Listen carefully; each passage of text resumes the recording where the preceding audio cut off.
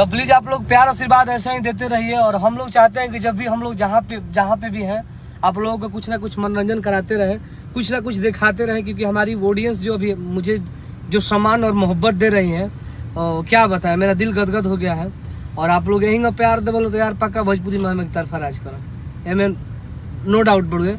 और आप सबसे बता दें कि जितने भी हमारे आरा जिला और बक्सर जिला के रहने वाले नौजवान भाई हैं, प्लीज़ आप लोग हमारे वो अनिल सम्राट भैया को भरपूर सपोर्ट करिए, भरपूर जितना हो सके आप लोग सपोर्ट करिए कि बहुमत से बन जाए। और फुल बहुमत से वो भैया जीते एमएलसी का चुनाव। और बहुत ही नेक इंसान है, और किसी को विपक्षी लोग जो देने का बात बोल रहा है तो उससे कहीं ज़्यादा ही देंगे हमारे अनिल सम्राट भैया।